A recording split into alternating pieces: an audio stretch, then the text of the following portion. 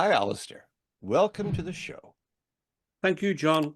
Pleasure to be here. It's a pleasure to have you. You are a fellow Canadian. You're over there in Ontario. I'm in Nova Scotia. You live somewhere near London, is that correct? In London, yes. Okay. Now, we're going to talk about one of your books. You have written other books, but you want to speak about one specific one, and we will definitely get to that. But first, as I usually like to do, we'd like to know a little bit more about you. What makes you tick? Who are you? And how did you get to the point where you've written the book that we're going to talk about? Yeah, that was the first book. It's an autobiography, but in a minute I'll explain more about it. I never started off to be an author. My daughter gave me a journal and she said, "Here, Dad, write in this because where you're going is going to be so different and we want to know what it's like." So that I started writing in the journal out of a sense of obligation because I knew she'd be saying, "How's the writing coming, Dad?" And I didn't want to say, "Oh, I'll start it soon." So I started it immediately. But let me back up a little bit, John, and explain what I was doing at the time. I retired at 57 because I could, and I went to live in a beautiful area, country retreat in Grey County. Don't know if you know that, in Ontario. Mhm. But it was 50 acres. The Rocky Saugeen River ran through the property. I had 5 ponds, 18 acres of bush. It was idyllic. And I loved it for 2 years. And after 2 years of just playing golf and cutting grass, I began to panic. I thought, man, I'm only 59. Is this it?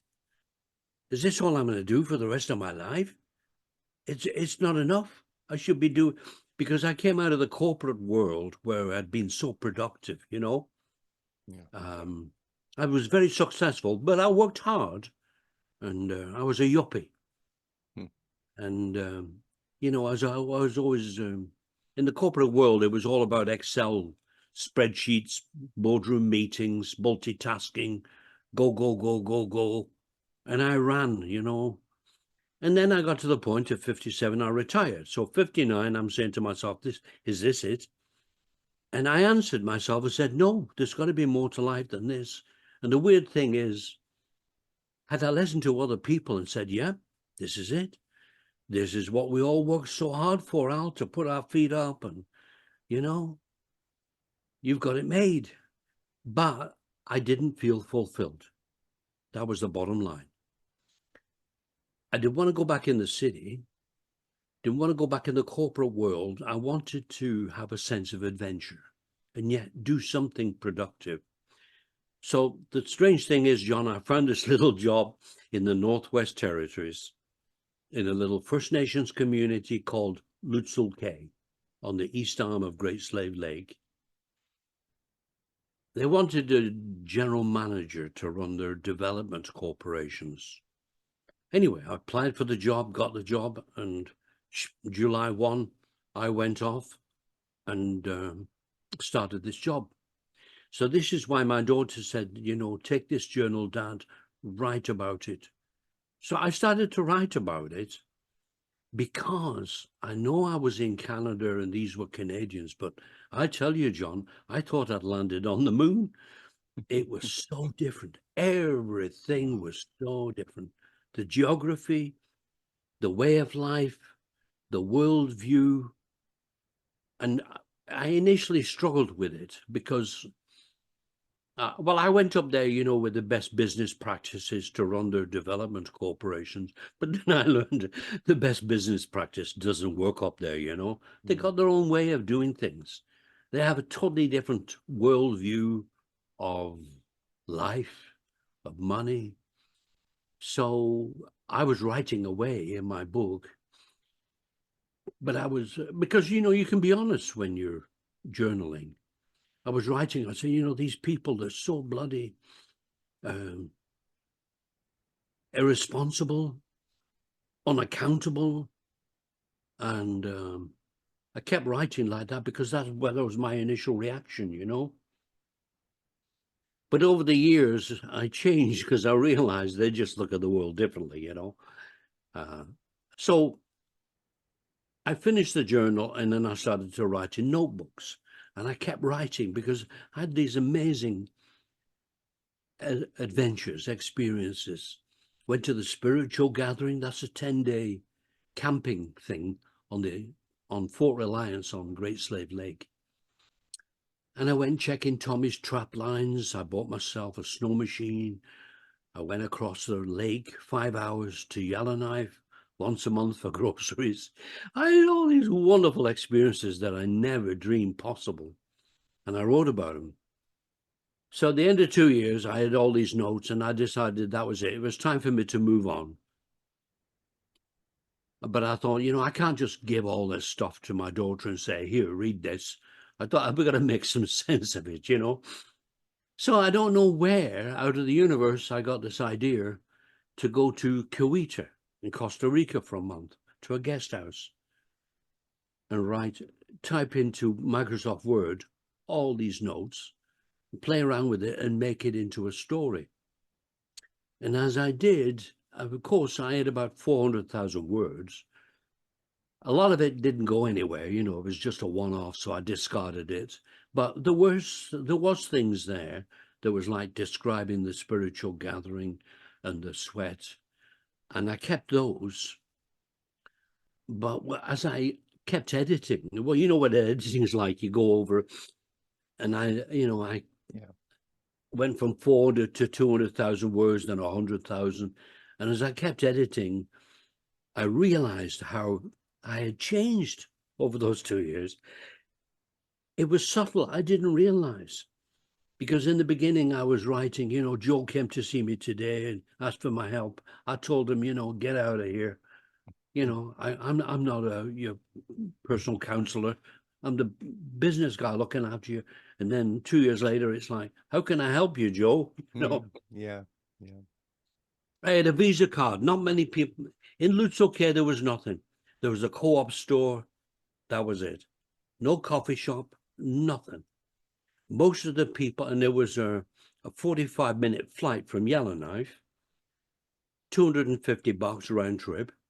So most people couldn't afford to go. Yeah. I had a Visa card, so I ended up buying things on my Visa card for people Yeah. because I also had a payroll. I ran a couple of fire crews. I sent people to the ice road to maintain the ice road and things like this. So I had their payroll. So I bought things for them and just reimbursed myself out of their payroll. Yeah. And I saw how happy, how pleased. And I thought, I never had um, this gratitude in the corporate world because I didn't really deal with people. It was always spreadsheets and boardrooms. But here, the people were inviting me to their homes for weddings, anniversaries. And I with Tommy checking his trap lines, and I went out with John fishing. And I enjoyed people. That's what I realized. And I had specific, because I was an outsider, I was a white guy, because in the community, they were so tight. There was only 300, and most of them were related anyway, because Yeah. of this, keep the bloodlines pure thing.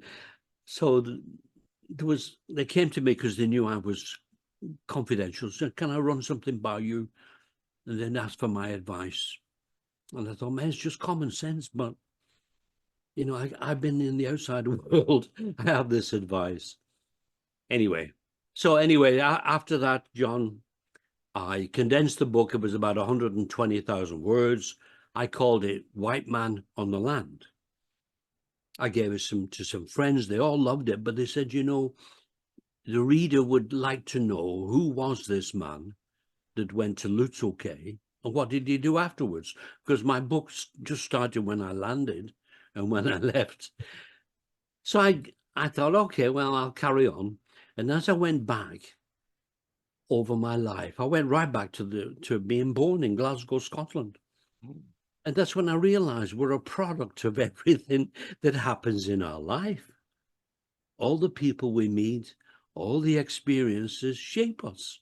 yes. And Yes. that's how we get our values. Yeah. So that was wonderful.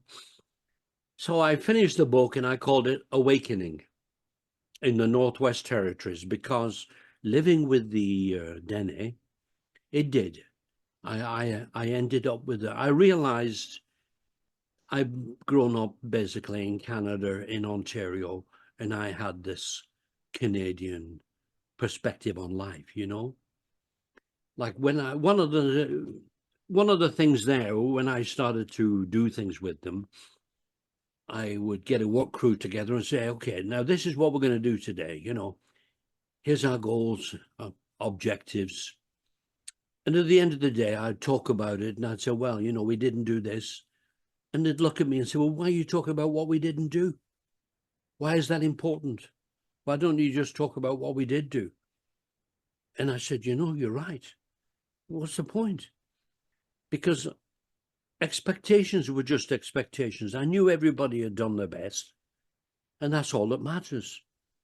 So I came away thinking, you know, just celebrating what we did and not worried about what we didn't do or how we missed our objective. You know? And the other thing, John, when I started up the fire crews, I said, okay, you know, guys, we get paid on the 1st and the 15th, okay? So we started work. Well, the day after, somebody came in and wanted an advance. And I said, get out of here. Give you an advance. Everybody's going to want an advance. Anyway, he came back the next day and said, you know, I really need the money. Little Johnny's out of diapers. And, you know, we got to buy, and I got no money to buy diapers. And then it got me thinking. I thought, you know what? They've worked. They've earned the money. I owe them the money. Who am I to say I'm not going to pay you for 2 weeks? And like, where does that come from? Just because it made my job easier as an administration. But I thought, that's not right. So then I started to, you know, almost pay them on a cash basis. In fact, what happened is I gave them checks, right? To cut checks. They went to the co-op to cash the check. But the co-op only had so much money, so they would finally run out and say, come back tomorrow with your check. And that was okay for some people that could wait, but other people. So I started to bring money in on the plane. I started to get somebody in Yellowknife to go to the bank, bring a suitcase of bloody money in, for God's sake, you know. And I kept it in my desk. And when they came in with a check, I said, well, can you leave it with me? And as soon as they left the office, I rummaged around, you know, and pieced out the money. And then they called them back in and said, here you go. I cashed your check. So that's when I realized, you know, I was in a position of authority. I could do these things. Nobody else could. And that really pleased me. So when I left there, I decided I liked helping people.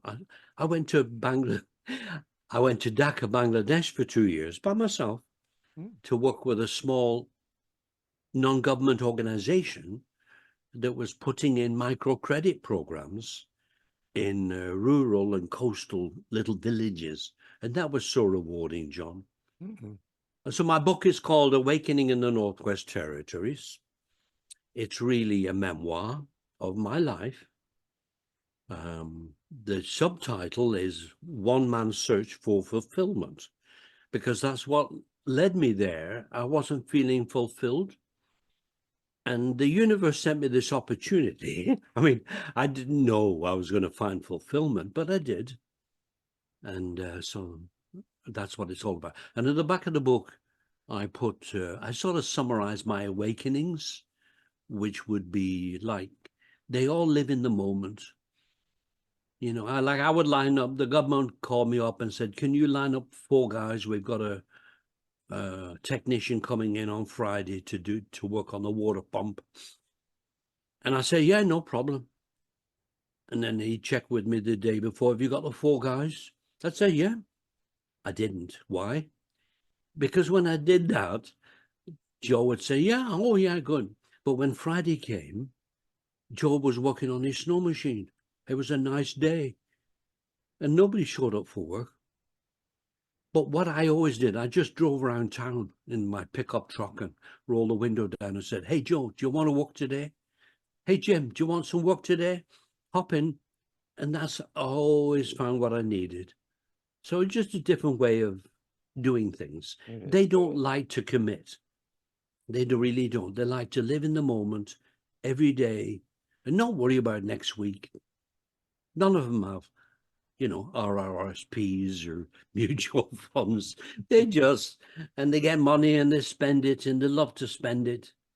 They're not, they have a different concept of money than we do. Mhm. I can And, imagine.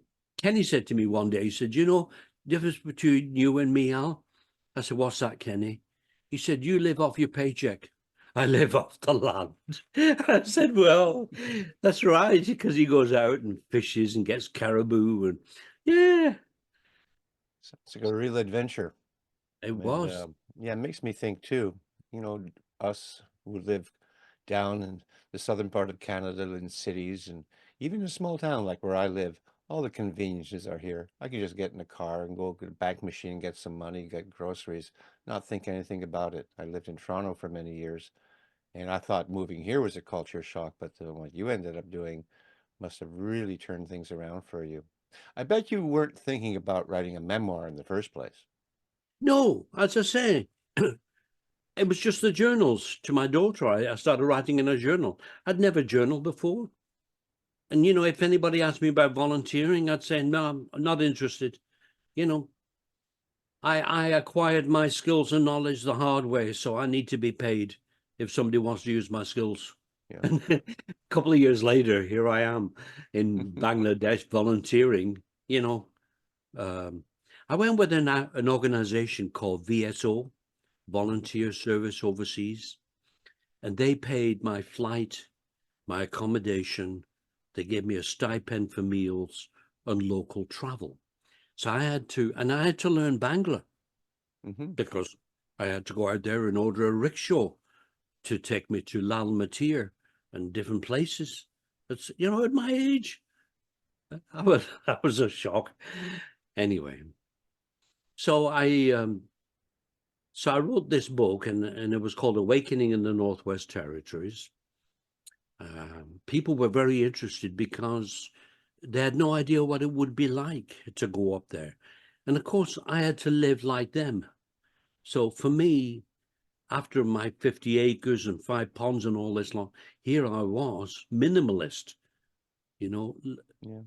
with just a cup, a plate, a saucer, and that's about all I needed. But I realized, man, you don't need much. How many plates do you need when you have a meal? How many cups? All in is, good bed with a pillow, a washroom. You need very little. So when I went to Bangladesh, I didn't find it a stretch Yeah. because I was already living minimally. Yeah. Yeah, sure. Well, to our American friends, and most of the people I interview are American, they wonder about how cold it is up here. They tell me in pre-chats and post-chats, oh, it must be cold up there. And I know what London, Ontario is like. It gets cold in the winter. What was it like for you when you experienced the cold of the Northwest Territories? Well, the first thing in Yellowknife is a store called Weaver and DeVore. It's been around forever. And I bought myself a Canada Goose Parker. And that was about $600. Hmm. And friend, his mother, who is from Anishinaabe, she made me a beaver hat. So it's beaver and moose. And man, that's warm. So when I went to Yellowknife on my snow machine, 5 hours, Wow. yeah, I was lovely and warm. And this is the thing, if you're warm, if you're dressed, no problem. It was so exhilarating. Yeah. Yeah. But Oh, there was a couple of instances, and I write about them in my book. The North is a very dangerous place if you're not mindfully aware. And this is the thing, they're all mindfully aware up there because anything can happen at any time. So they're all prepared. And I realized when I was in the corporate world, I was multitasking. I went through my day thinking, okay, I got to have this done by 2. He needs the report by 5 next morning. I've got this big meeting tomorrow morning at 11. I better get my PowerPoint ready for that. I was just running and multitasking. And that's when they stopped me and said, Al, take a breath. Why are you always worried about next week? Just enjoy Hmm. the day. And I thought, they're right. And then I realized, John, that my society down here, it's all based on money. It's Yeah. all based on, and this whole thing about being successful, what the heck is that? What is success? I think about many successful people. And now when I was in Bangladesh,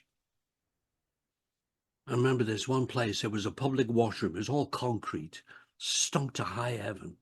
And there's a guy there with a big bucket, mopping the floor. He was whistling. And I thought, God, how could you whistle? I couldn't get out of there quick enough. And then I realized, that being happy is just a state of mind. He had a job. He was happy. He could provide for his family. That's all that mattered. And all the rickshaw drivers that I had, none of them had aspirations to be the vice president of finance. They were happy. Their father was a rickshaw driver, the grandfather. They knew who they were in this world. And when they went home, they'd find a way to provide adequately for their family. So their family was happy, and on the buses they would sing and whistle. And I never saw that in Canada. We're all too busy racing to work, stopping at Tim Hortons, getting a coffee. So it was a real awakening for me. And that's why I called my Yeah. book Awakening in the I, Northwest. That's understand. where it started. And it just carried on from there as I went to different cultures. Yeah. Well, it's something that we all aspires to believe and to feel, but to do it is another thing altogether. And I'll just briefly mention this about myself. I came to these understandings premature. I was a teenager. I was idealistic. I was going to take on the world with the songs I was writing and talk about equality and justice and all this beautiful stuff that you found out in your late 50s, early 60s. However, by doing it at that stage of life and not paying attention too much to money, I didn't give myself the opportunities to be able to afford to do that later on. Whereas you did it the other way around. You waited until later in life and you weren't even searching for it by the sounds of it. It just befell you. You were bored by being retired at 59. And so you took on this task and it did something to you, didn't it? It really awakening. I mean, Oh, that's what you call absolutely. it. So Well, and it's wonderful. it's profound. I think back and I thought, when I said to myself, is this it? Is this all there is? I could have said yes, and that's it. I would never have known anything else. And yet here I went off as this international development volunteer. I became an author. I wrote some more memoirs and whatever and whatever. All of this happened just because I didn't accept that this is it. Yeah. Amazing, eh? Profound. Yeah. I imagine you slept in a nice bed before you went up to Northwest Territories. You had Yeah, air conditioning and heating, and everything was at your fingertips, and you were a yeah. success. And then you put yourself in a position where I would imagine, again, that perhaps the sleeping conditions weren't as nice as what you're used to. No, How no, did you feel about that when you first discovered, oh, I'm here. It's nothing like what I'm used to. yeah. How did you feel about that? Well, in my book, I think there are 6 times when I go to bed and I say, this is it. I'm out of here in the morning. I mean, I went to Yellowknife one time and came home and I found my house had been ransacked. It was a mess. And that was it. I thought, who needs this? And yet I went to bed and thought it over and stayed. Another time, like up there, in Lutzoke, you have 2 tanks. You have a freshwater tank. They bring they pump water out of the out of the Great Lake, actually. You know, Great Slave Lake. It's Yeah. pure water. There's nothing up there to pollute it. So they pump the water into the truck and bring it around to the house and pump it into your tank. And the other one is the sewage tank, right? Right. And truck comes around, pumps the sewage out and takes it out of town and pumps it out into a lagoon. Well, I came home for Christmas one time for a couple of weeks and went out back to Ontario to see the children. And when I went back home, I went into the house and it was ice cold. The 1,000-gallon water tank was frozen. I had a 1,000-pound ice cube. Mm. So a couple of times like that, I had to go and live somewhere else while it thawed out. I think that took about 6 weeks. So there was lots of challenges, obstacles that I had to contend with. But I developed this sort of attitude. It's like, oh, bring it on, no big deal. I can live through this and laugh and write about it. Weird how you can change your perspective. Yes. What was food like up there? What kind of things were you eating? Well, I was eating a lot of fish. I went fishing a lot on the Great Slave Lake. When you think about it, there's nobody up there, and it's been so the fish grow big. It's nothing to get 12, 15, 20-pound lake trout, and that's a good meal. I cut that up, filleted it, and froze it, and so I ate a lot of that, and I got a lot of caribou. Um, the Dene in Lutzoke, up until maybe 100 years ago, well, probably not even that, maybe 80 years ago, they were nomadic. There was a big Beverly caribou herd of 400,000 caribou. And they used to move up to the tundra in March with the caribou for the calving season. And then back in September, back to the tree line, because where I was, it was at the tree line. There were no trees. Everything was, well, it was a tundra, basically. Yeah. Yeah. So there's still a lot of caribou around. A lot of times I flew into Lutzoke, and the pilot had to do a round trip because there were caribou on the airstrip. So he had to buzz them. And of course they ran away, and he'd circle and come back and land. So they gave me quite a bit of caribou. Oh, man, I love that caribou. But I also, as I say, went to Yellowknife for groceries once a month. And that's when I'd pick up the regular stuff. Yeah. What kind of vegetables do they have up there? None, no. Okay. In There's no, I Yellowknife, mean, when you nothing grows up there. There's no vegetables. no, but I mean, in Yellowknife, do they sell vegetables and dairy Yeah, they products and bring that it sort up of thing? from the south, but it's like twice the price I imagine of so. Toronto. Yeah, oh yeah. Yeah, Yellowknife would be twice the price, and Lutzoke would be twice the price again. yeah. Uh-huh. Very, very expensive because everything has to be flown in Exactly. or trucked. And it's a 12-hour car ride from Edmonton. Here's the funny thing, John. I always thought of Canada, laterally, BC, Alberta, Saskatchewan, going right out to Newfoundland. Yeah. I never really thought about north. But north, you've got the Northwest Territories and the Yukon, or the Nunavut. Right. Yeah. So when I drove from Edmonton north to Yellowknife, it was 12 hours. And there's only 2 gas stations, so you've got to make sure your car is good, Mm-hmm. because you don't want to be stuck up there when it's minus 30 or something. Yeah. Your book says awakening. How did that awakening manifest in your life? Was it a sudden thing? Was it gradual? What was it like? Well, I was there for 2 years.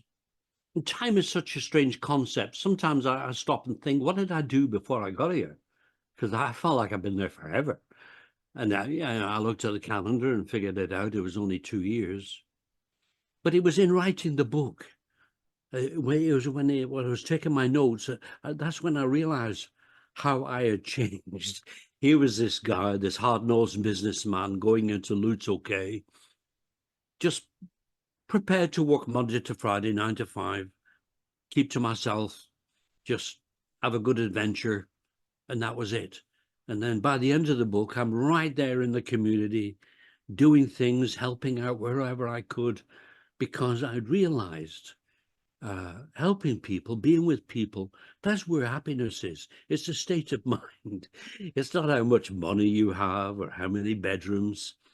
And then that was just reinforced again when I went to Bangladesh. I mean, 170 million people, shit, they got nothing, but they're still whistling and singing. And it's like, how can that be? And I thought, this is it. It's a state of mind. Yeah. Yeah. And it's only because I went from one culture and I totally removed myself, removed myself, and I went to Lutzuke. Even though it was Canadian, it was a whole different culture. And that's when I could see my culture. It's all corporate, it's all about success, how to be successful. Where's how to be happy? Where is this figure in? Anyway. Yeah. The people up there, in conversing with them and hearing what they have to say, and you say they have a different worldview, what do they think of us down here, the rest of us Canadians who live a completely different life than they do? Do they have anything to say about that?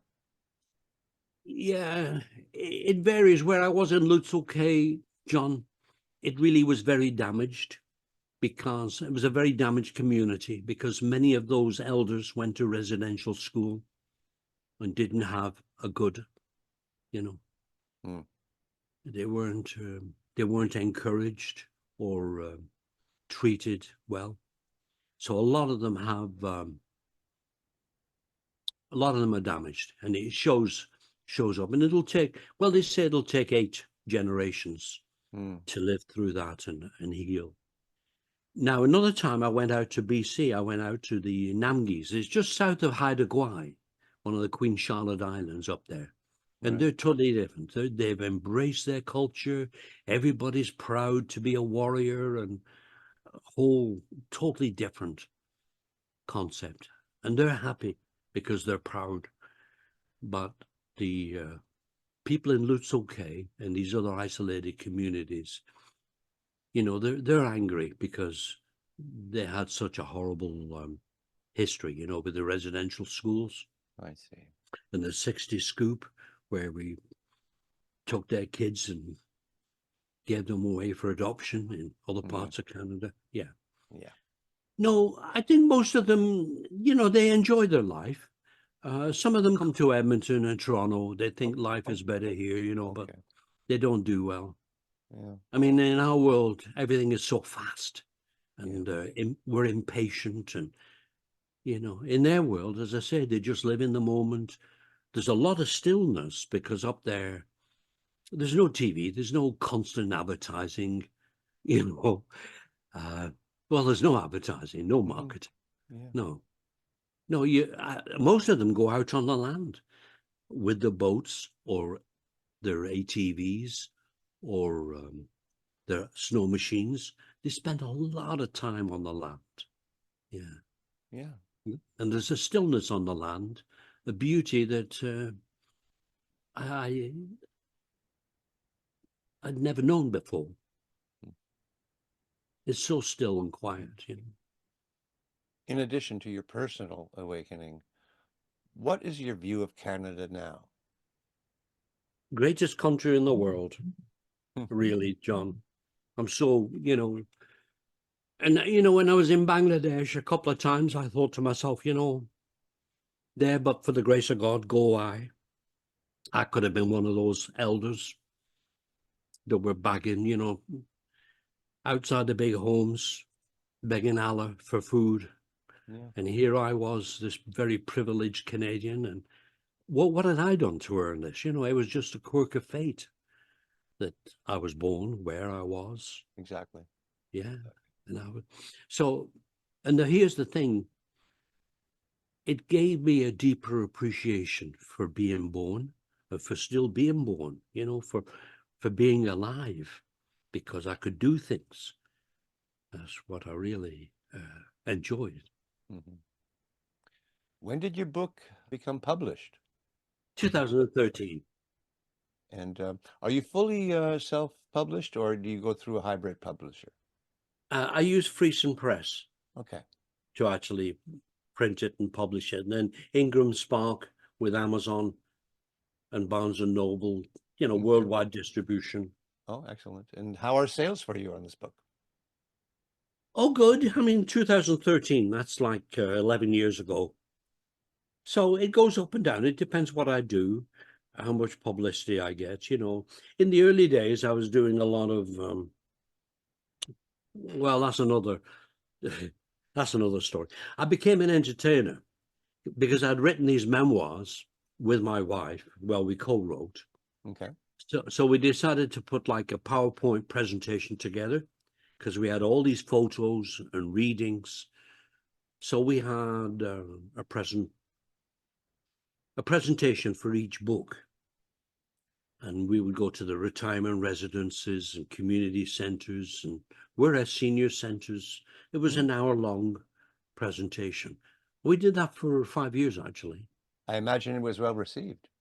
Oh yeah. Well, they'd have us back because I say, well, we had five books, we five different presentations. So with Candace, when I came back from Bangladesh, I met Candace. So that was like 2008, 15 years ago, I guess. Anyway, she decided that she wanted to do that too. So she sold up everything, joined me, and we went off to Kingston, Jamaica for a year, Wow. international volunteers. And then we went to Georgetown, Guyana for another year.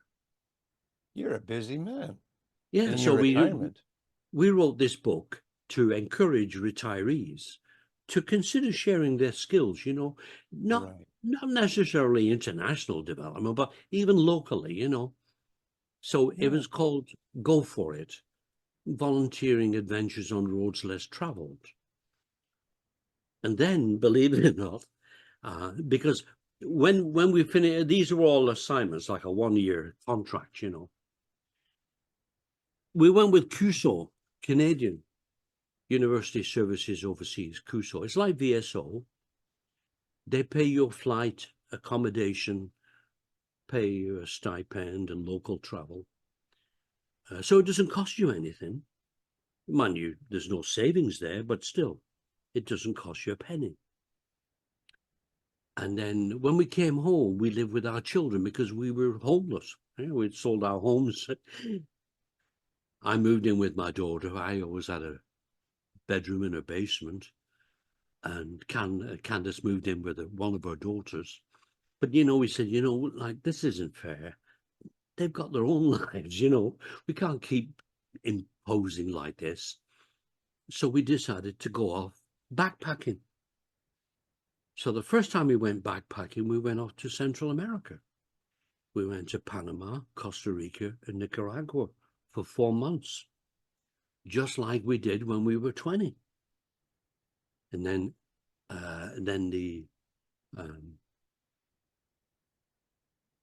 Guyana opportunity came up, and then we did that. So after that, we came home and we went off to Southeast Asia. So we spent a month in Bali, a month in Vietnam, a month in Laos, Cambodia, and Thailand. And we wrote a book called Budget Backpacking for Boomers. So these are these books that we put together and went off and did our presentation. But the wonderful thing, John, when you do that, we were reliving our adventures again. I mean, it's one thing Yeah. to have a wonderful holiday and have the memories, but to actually document it and get a chance to read to a group of people, uh, it's like reliving the adventure. It sounds wonderful. Absolutely. Oh, absolutely. Yeah. Yeah. Are you thinking of doing it still at this time in your life? No, no. No. It's I'm now difficult. 80 and Yeah. no, I've come to grips with where I am. I'm just so fortunate and thankful. But no, enough is enough. Yeah. So now you're okay with just being home and just being a retired person. Yeah. Fine. And doing podcasts. This Okay. here again, it gives me a chance to share what I've learned and hopefully inspire or encourage people Yeah, to think a different way, to sure. just to question life. Yeah. And that's what I never did. I never questioned life. I took it all for granted. I thought, this is it. Mm-hmm. And it's only when I went to Lutzoke that I thought, nah, they challenged me, to look at life a different way. And that's when I realized, just living in the moment, savoring life.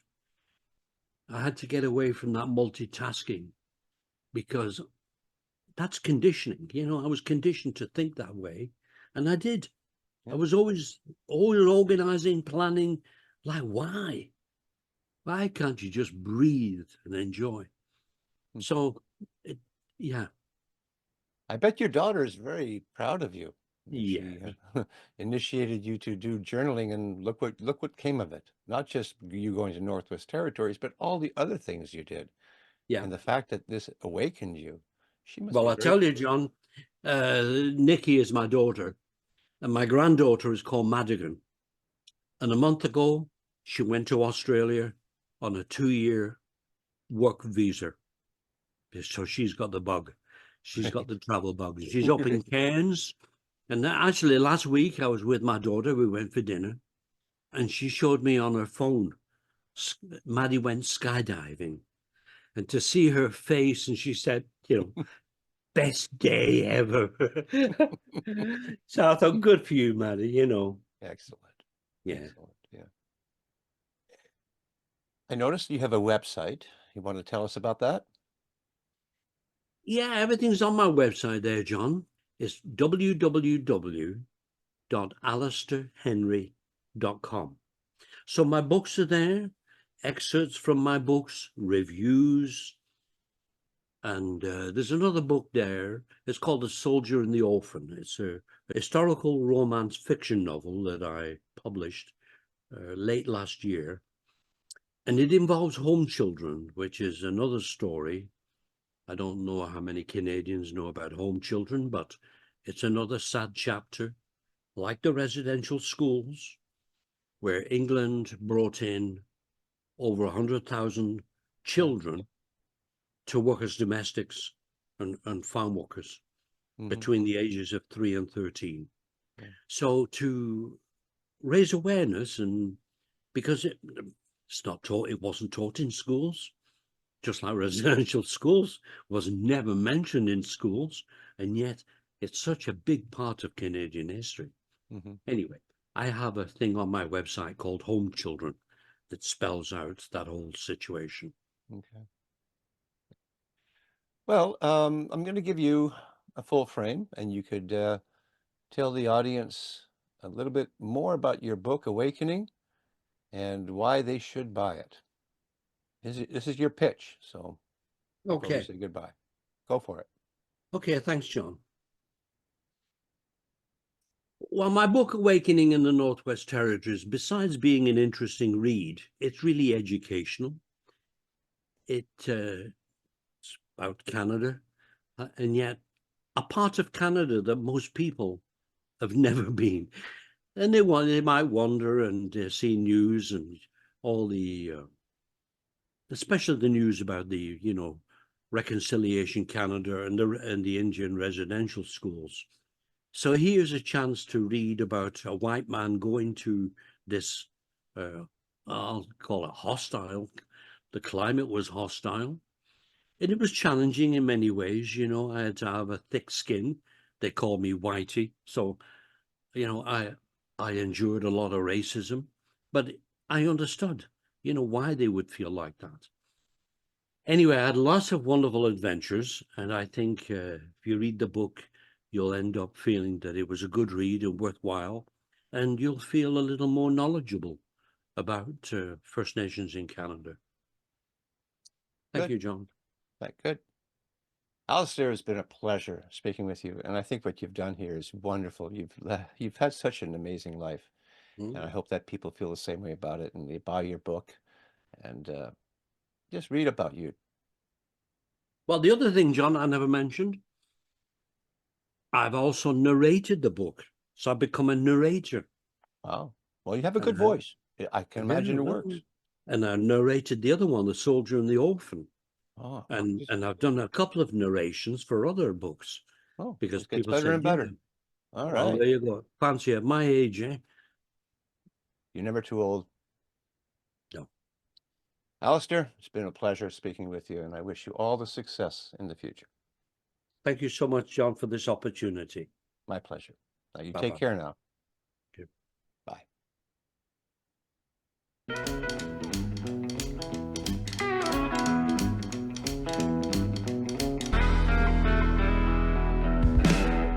Thank you for watching. If you like what I do here on Tell Me About Your Book, then please consider hitting that like button and leaving a comment. You can also subscribe and ring that bell because I release 2 episodes per week, one on Wednesdays and one on Saturdays. And if you are an author, I would love to hear from you. Until such time, keep on writing and be kind to one another.